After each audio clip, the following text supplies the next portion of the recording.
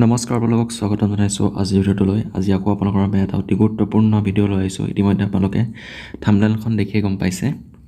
ADRE 2.0ৰ যি grade 4 পৰীক্ষা হৈছিলে, সেই গ্ৰেড 4 পৰীক্ষাৰ ইতিমধ্যে আমি যথেষ্টখিনি ভিডিঅ' দিছোঁ কাট অফৰ ওপৰত। ইয়াৰ পিছতো যথেষ্ট সংখ্যকে এতিয়াও কমেণ্ট কৰি আছে। আফটাৰ OMR চেক কৰাৰ পিছতো OMR চিট ইতিমধ্যে তেওঁলোকে চেক কৰিছে, OMR চিট ৱেবছাইটত আপলোড কৰিছে। আফটাৰ OMR চিট চেক কৰাৰ পিছত কেনেকুৱা কাট অফ হ'ব পাৰে তাৰ ওপৰত এটা আমি পল দিছিলোঁ। সেই পলটো দিয়াৰ পিছত আমি বিভিন্ন ধৰণৰ মাৰ্কছৰ ওপৰত ভোট পাইছোঁ। লগতে আমাৰ কেণ্ডিডেটসকলে যিসকলে OMR চেক কৰিলে, তেওঁলোকে OMR চেক কৰাৰ পিছতে যথেষ্টখিনি কমেণ্ট কৰি আছে। সেই কমেণ্টসমূহৰ ওপৰত ভিত্তি কৰি লগতে আমি যিখিনি কেণ্ডিডেটৰ লগত কথা পাতিছোঁ, যিখিনি আমাৰ লগত প্ৰত্যক্ষভাৱে কথা পাতিছে, তেওঁলোকৰ যিখিনি মাৰ্কছ পাইছে, তেওঁলোকে যিখিনি মাৰ্কছ পাবলৈ সক্ষম হৈছে, সেইখিনিৰ ওপৰত ভিত্তি কৰি আজি আপোনালোকৰ বাবে এই ভিডিঅ'টো লৈ আহিছোঁ। যথেষ্টখিনি চালি জাৰি চাই আপোনালোকৰ বাবে এই এক্সপেক্টেড কাট অফৰ ভিডিঅ'টো লৈ আহিছোঁ। আপোনালোকে এই কাট অফৰ ভিডিঅ'টোৰ পৰা কিছু পৰিমাণে হ'লেও এটা আইডিয়া পাব ভাইবাৰ বাবে আপোনালোকে কেনেকৈ প্ৰিপেৰেশ্যন কৰিব। লগতে আপোনালোকৰ যিটো মাৰ্ক, ৰিটেন টেষ্টৰ মাৰ্কটো ছেফ আছেনে, আপোনালোকে ৰিটেন টেষ্টটো পাছ কৰিবনে, সেইখিনি কথা গম পাব। আমি জাষ্ট এটা ধাৰণা দিব ওলাইছোঁ আপোনালোকে এইটোৰ পৰা কিছু পৰিমাণে আইডিয়া ল'ব পাৰে। এইখিনিতে এটা অনুৰোধ, যিসকলে আজি আমাৰ চেনেলটো নতুনকৈ চাই আছে, আপোনালোকে আজি আমাৰ চেনেলটো ছাবস্ক্ৰাইব কৰি ল'ব নাপাহৰিব। আমাৰ চেনেলত অতি গুৰুত্বপূৰ্ণ, বিশেষকৈ যিকোনো চাকৰি সম্বন্ধীয় ভিডিঅ'সমূহ দিয়া হয়। আমাৰ চেনেলত যিখিনি ভিডিঅ' দিয়া আছে, সেই ভিডিঅ'সমূহ আমি বেছি ভিডিঅ' দিব নোৱাৰোঁ। যিখিনি ভিডিঅ' দিওঁ, সেই ভিডিঅ'খিনিৰ পৰা আপোনালোকে যথেষ্ট পৰিমাণে উপকৃত হ'ব। যদি আপোনালোকে যিকোনো চাকৰিৰ বাবে প্ৰিপেৰেশ্যন কৰি আছে, লগতে আপোনালোকৰ ভাইটি ভণ্টি বন্ধু বান্ধৱীসকলে যিসকলে প্ৰিপেৰেশ্যন কৰি আছে, তেওঁলোককো আপোনালোকে শ্বেয়াৰ কৰি দিব নাপাহৰিব আৰু আজিয়ে ছাবস্ক্ৰাইব কৰি ল'ব নাপাহৰিব। আহকচোন আজি ভিডিঅ'টোৰ মূল কথাখিনিলৈ আগবাঢ়ো। হৈছে যোৱাবাৰৰ cut off list, official cut off list. ইয়াত এনেকুৱা ধৰণৰ মাৰ্ক আছে। ইয়াত জেনেৰেলসকলে পাইছিলে, যোৱাবাৰ জেনেৰেলৰ মাৰ্ক আছিলে। যিসকল ক্লাছ 10 লেভেলৰ পৰীক্ষা দিছিলে, তেওঁলোকৰ কাট অফ আছিল জেনেৰেলৰ ক্ষেত্ৰত মেনৰ 79 আৰু ওমেনৰ আছিলে 68, SCৰ আছিলে 73, SC ওমেনৰ আছিলে 64, ST প্লেনৰ আছিলে 71 মেনৰ আৰু ৰিজাৰ্ভেশ্যন ফৰ ওমেনৰ আছিলে 62 আৰু ST হিলৰ আছিলে 63, ST হিল ওমেনৰ আছিলে 56, OBC MOBC আছিলে 72 আৰু OBC MOBC ওমেনৰ আছিলে 63 আৰু EWSৰ আছিলে 73 আৰু EWSৰ যি ওমেনৰ আছিলে 61 আৰু ফিজিকেল হেণ্ডিকেপৰ 53 আৰু এক্স ছাৰ্ভিচমেনৰ আছিলে 56। আৰু ক্লাছ 8 লেভেলৰ পৰীক্ষাটোৰ কাট অফ আছিলে এনেকুৱা ধৰণৰ 74 আছিলে জেনেৰেলৰ আৰু জেনেৰেল ওমেনৰ আছিলে 61 আৰু SCৰ আছিলে 63, ওমেনৰ আছিলে 54 আৰু ST প্লেনৰ আছিলে 60 আৰু ST প্লেন ওমেনৰ আছিলে 52 আৰু ST হিলৰ আছিলে 27 আৰু ওমেনৰ ক্ষেত্ৰত আছিলে ST হিলৰ অল। সকলোৱে যিটো ভাইভা হৈছিলে, সেই ভাইভাটো দিব পাৰিছিলে, স্কিল টেষ্ট দিব পাৰিছিলে। আৰু OBC MOBCৰ আছিলে আপোনালোকৰ 62 আৰু OBC MOBC ওমেনৰ আছিলে 53 আৰু EWSৰ আছিলে 57 আৰু EWS ওমেনৰ আছিলে 33 আৰু ফিজিকেল হেণ্ডিকেপৰ 39 আৰু এক্স ছাৰ্ভিচমেন সকলোৱে দিব পাৰিছিলে ভাইভাটো। তাৰপিছত আমি যিটো পল দিছিলোঁ, পলটোত এনেকুৱা ধৰণৰ মাৰ্কছখিনি আহিছে আৰু কমেণ্টতো যথেষ্টখিনি তেওঁলোকে কমেণ্ট কৰিছে। সেই কমেণ্টখিনিৰ ওপৰতো ভিত্তি কৰি আমি এই ভিডিঅ'টো বনাইছোঁ। পলত এনেকুৱা ধৰণৰ আহিছে: বিল' 60 23%, 60 to 75 27%, 75 to 90 34% আৰু 90 to 135 16%। ইয়াত আপোনালোকে বেছি ক'ত দেখিছে, ইয়াত আমি 75 to 90 ভিতৰত আমি যথেষ্টখিনি দেখিছোঁ। এইখিনিৰ ভিতৰতে কাট অফ হোৱাৰ যথেষ্টখিনি সম্ভাৱনা আছে।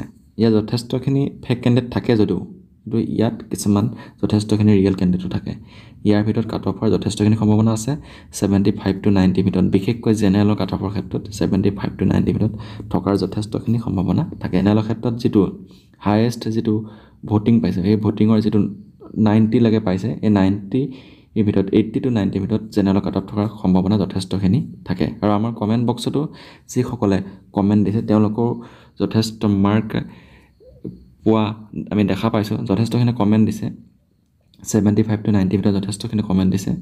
আৰু কিছুৱে 65 to 75ৰ ভিতৰতো কমেণ্ট দিছে আৰু 9 to 135 ভিতৰত খুব কম সংখ্যকেহে কমেণ্ট দিছে।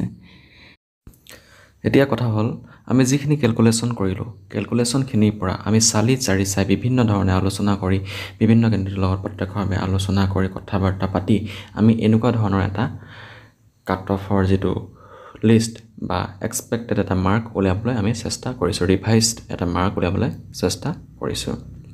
আৰু OMR চেকিং কৰাৰ পিছত তেওঁলোকৰ মাৰ্কখিনি যথেষ্ট কমি গৈছে। যিসকলে 90, 80 পাম বুলি কৈ আছিলে তেওঁলোকৰ OMR চেক কৰাৰ পিছত তেওঁলোকৰ কমি আহি পেলাই 90 পোৱাটোৱে 80 কৈছে, 80 পোৱাটোৱে 70 কৈছে, তেনেকৈ কাট অফটো কমি গৈছে, তেওঁলোকৰ মাৰ্কখিনি কমি গৈছে।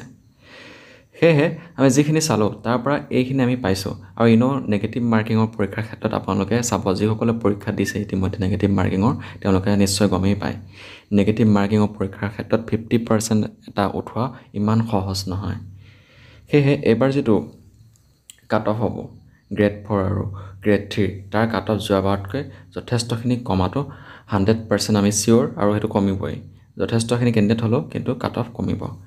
সেয়েহে আমি এইখিনি তথ্য পাইছোঁ, এইখিনি উলিয়াবলৈ সক্ষম হৈছোঁ। জেনেৰেলৰ ক্ষেত্ৰত মেনৰ 75+ কাট অফ থাকিব, 75 পৰ্যন্ত নমাৰ যথেষ্টখিনি সম্ভাৱনা আছে। আৰু ওমেনৰ ক্ষেত্ৰত 65+ কাট অফ থাকিব, 65 পৰ্যন্ত কাট অফ নমাৰ সম্ভাৱনা আছে। কোনো ক্ষেত্ৰত 60 পৰ্যন্ত নামিব পাৰে। আৰু OBC ক্ষেত্ৰত 70 পৰ্যন্ত কাট অফ নমাৰ যথেষ্টখিনি সম্ভাৱনা আছে। আৰু ওমেনৰ ক্ষেত্ৰত 60 পৰ্যন্ত কাট অফ নমাৰ যথেষ্টখিনি সম্ভাৱনা আছে। আৰু SCৰ ক্ষেত্ৰত 70 পৰ্যন্ত কাট অফ নমাৰ সম্ভাৱনা আছে। আৰু ওমেনৰ ক্ষেত্ৰত 55 পৰ্যন্ত কাট অফ নমাৰ সম্ভাৱনা আছে। এইটো অভাৰঅল কৈছোঁ আমি, যিটো গ্ৰেড 4 পৰীক্ষা ক্লাছ 10 লেভেল আৰু 8 লেভেলৰ দুইটা অভাৰঅল ইমানখিনি কাট অফ নমাৰ যথেষ্টখিনি সম্ভাৱনা আছে। আৰু ST প্লেনৰ ক্ষেত্ৰত 65 পৰ্যন্ত কাট অফ নমাৰ সম্ভাৱনা আছে। কোনো ক্ষেত্ৰত 60 পৰ্যন্ত কাট অফ নামি যাব পাৰে। আৰু ওমেনৰ ক্ষেত্ৰত 50 পৰ্যন্ত কাট অফ নমাৰ যথেষ্টখিনি সম্ভাৱনা আছে। আৰু ST হিলৰ ক্ষেত্ৰত মেনৰ 60 পৰ্যন্ত কাট অফ নমাৰ যথেষ্টখিনি সম্ভাৱনা আছে। আৰু ওমেনৰ 45 পৰ্যন্ত কাট অফ নামিব। আৰু যোৱাবাৰ যিহেতু গোটেইখিনি ইয়াত চিলেকশ্যন হৈছিলে, এইবাৰ গোটেইখিনি চিলেক্ট নহ'লেও কিন্তু কাট অফ যথেষ্টখিনি কমিব ST হিলৰ ওমেনৰ ক্ষেত্ৰত। আৰু ফিজিকেল হেণ্ডিকেপৰ ক্ষেত্ৰত 45+ কাট অফ নমাৰ যথেষ্টখিনি সম্ভাৱনা আছে, 40 পৰ্যন্ত কাট অফ নামিব পাৰে। আৰু এক্স ছাৰ্ভিচমেনৰ ক্ষেত্ৰতো 40-45+ কাট অফ নমাৰ যথেষ্টখিনি সম্ভাৱনা আছে। আৰু টি টাইপৰ ক্ষেত্ৰত, টি টাইপটো এবাৰ নতুনকৈ সংযোজন কৰা হৈছে। সেই টি টাইপৰ ক্ষেত্ৰত 65 পৰ্যন্ত কাট অফ নমাৰ যথেষ্টখিনি সম্ভাৱনা আছে। আৰু ওমেনৰ ক্ষেত্ৰত 40 পৰ্যন্ত কাট অফ নমাৰ যথেষ্টখিনি সম্ভাৱনা আছে। যিহেতু এইটো এবাৰ নতুনকৈ সংযোজন কৰা হৈছে। এই টি টাইপৰ কেনেখিনি OBC ভিতৰতে থাকে, কিন্তু এইবাৰ টি টাইপটো এক্সট্ৰাকৈ ধৰি দিছে। সেয়েহে এইটোৱে টি টাইপৰ এই ছিষ্টেমটোৱে OBC ক্ষেত্ৰতো কাট অফ কিছু প্ৰভাৱ পেলাব। OBC কাট অফতো প্ৰভাৱ পেলাব, তাতো কাট অফ কমিব। এইটো ফালৰ পৰা চাব গ'লে যোৱাবাৰতকৈ তুলনামূলকভাৱে কিছু কমাৰ যথেষ্টখিনি সম্ভাৱনা আছে। সেয়ে আপোনালোকে যিসকলে ইতিমধ্যে ADRE গ্ৰেড 4 পৰীক্ষা দিছে, আপোনালোকে বিশেষ চিন্তা কৰাৰ কাৰণে আপোনালোকৰ যদি এনেকুৱা মাৰ্কৰ ভিতৰত মাৰ্কখিনি আছে, আপোনালোকে চাকৰি পোৱাৰ যথেষ্টখিনি সম্ভাৱনা আছে। আৰু নেগেটিভ মাৰ্কিঙৰ পৰীক্ষাত ইমান কাট অফ বেছি নাযায়, আপোনালোকে ভয় নাখাব। 50% উঠোৱা যথেষ্ট টান হয়। যিসকলে নেগেটিভ মাৰ্কিঙৰ এক্সাম দিছে, নেগেটিভ মাৰ্কিং থকা এক্সামৰ পৰীক্ষা দিছে, তেওঁলোকে নিশ্চয় গম পায়। এয়া আছিলে আজি ভিডিঅ'টোৰ কিছু কথা।